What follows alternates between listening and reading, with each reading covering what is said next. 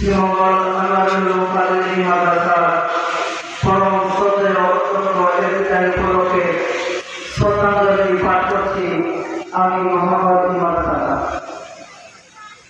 হে বিদায় শিক্ষাগুরু, পাহাড়ের প্রকৃতির লীলাময়ী ছায়াদের শ্রীমঙ্গলের শিক্ষাগ্রহণ আজ বেদনার বিপুল।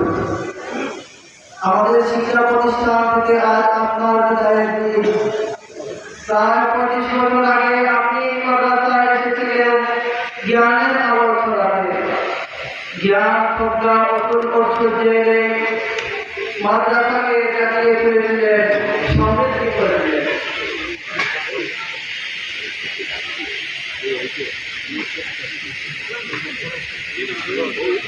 তাই আপনার উদ্দেশ্যে বিদায় বাণী উচ্চারণ করতে আমাদের হৃদয়ে আবেগে আপ্লুত, দুঃখে বার্তান্ত বেদনা বিজুড়ে বিদায় লগ্নে আপনি আমাদের হৃদয় নির্গান শ্রদ্ধাঞ্জলি গ্রহণ করুন।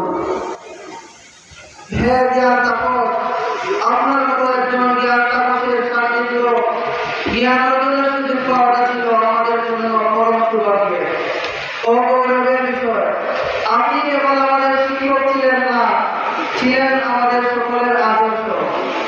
আপনার জ্ঞানকে অজস্র শিক্ষার্থী জীবনকে আপনি উৎসাহিত করেছেন। দোয়া রাখবেন যেন আপনার দেখানো সুপথ থেকে আমরা বিচ্ছুত না হই। হে কর্মবীর, আপনার অনুপ্রেরণাময় কর্মপ্রয়াসে আমাদের জীবন বাঁচার জন্য হয়েছে।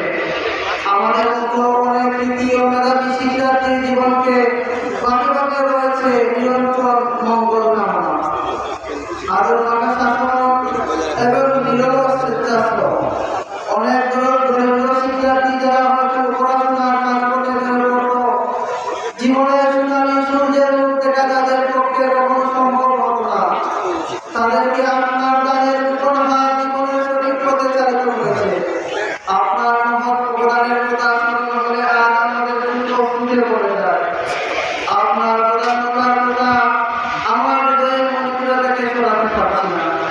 আপনাকে জানাই সশস্ত্র সালাম। এই আদর্শ শিক্ষক জীবন গঠনের মহান আদর্শবার্তা ও শিক্ষার আলোকবর্তিকা নিয়ে এ শিক্ষার মনে আপনার সর্বমন ঘটেছিল।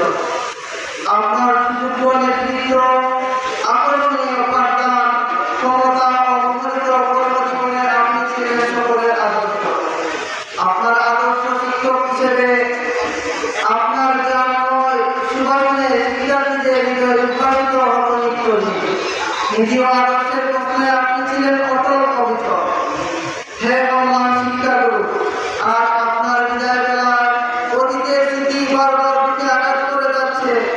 যে শিক্ষানন্দ আপনার পূর্ণ স্পর্শে এতদিন সজীব ছিল, আজ তা আপনার স্মৃতি করে এক অবক্ষ বেদনা বহে বেড়াচ্ছে। বেদাতুর হৃদয়ে বারবার বেজে উঠছে, যেতে নাহি দিব।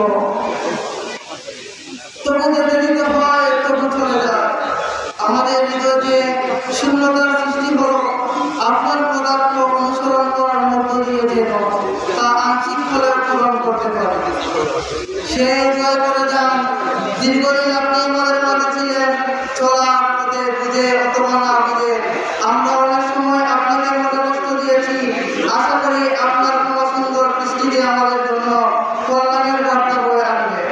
পরিশেষে আপনার সুস্থতার দীর্ঘায়ু ও সুখী জীবন কামনা করছি। এখানে শেষ করছি। আসসালামু আলাইকুম, সবাইকে ধন্যবাদ। আমাদের শ্রীমঙ্গল